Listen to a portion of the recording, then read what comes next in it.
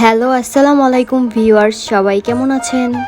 আশা করি সবাই ভালো আছেন।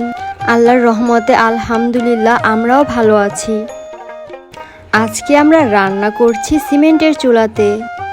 শুরুতেই দেখতে পাচ্ছেন আমরা পেঁয়াজ ভেজে নিচ্ছি। আপনারা একটু গেস করে বলুন তো ভিউয়ার্স, আজকে আমরা কি রান্না করতে পারি? পেঁয়াজগুলোকে খুব ভালোভাবে ভেজে নেব। যখন ব্রাউন কালার হয়ে যাবে তখন এখানে দিয়ে দেব হলুদের গুঁড়ো, মরিচের গুঁড়ো, দিয়ে দেব পরিমাণ মতো আদা রসুন বাটা। মশলাগুলো দিয়ে ভালোভাবে নেড়েচেড়ে নেব। আমাদের তো আজকে রান্না করতে খুবই মজা লাগছে। আপনাদের দেখতে কেমন লাগছে ভিউয়ার্স, অবশ্যই কমেন্ট করে জানাবেন। কথা বলতে বলতে দিয়ে দিয়েছি স্বাদ মতো লবণ, দিয়ে দিচ্ছি সামান্য পরিমাণের পানি। এখন মশলাটাকে ভালোভাবে কষিয়ে নেব। দিয়ে দিচ্ছি পরিমাণ মতো জিরার গুঁড়ো। এখন দিয়ে দিচ্ছি গরম মশলা।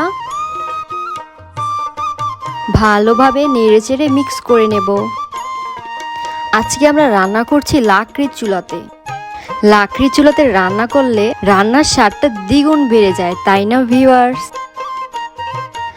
আমাদের রান্নাঘরটা আপনাদের কাছে কেমন লেগেছে এটাও অবশ্যই কমেন্ট করে জানাবেন।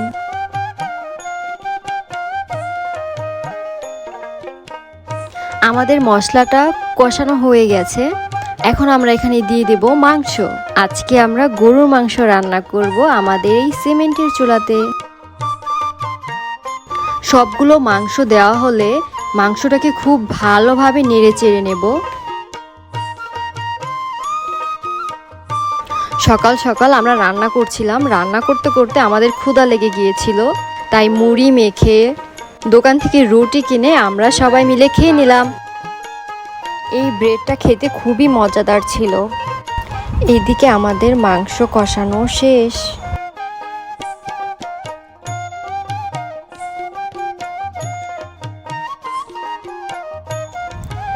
এখন দিয়ে দিব গরুর মাংসের মশলা।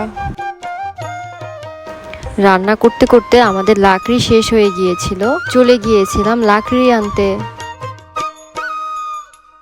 ভিউয়ার্স, এতক্ষণ পর্যন্ত আমাদের ভিডিওটি দেখার জন্য আপনাদেরকে অসংখ্য ধন্যবাদ।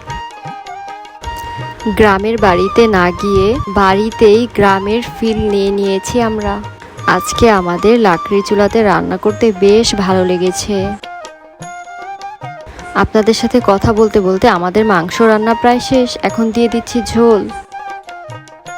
আমাদের আজকের ভিডিওটা এ পর্যন্তই। সবাই ভালো থাকুন, সুস্থ থাকুন। আল্লাহ হাফেজ।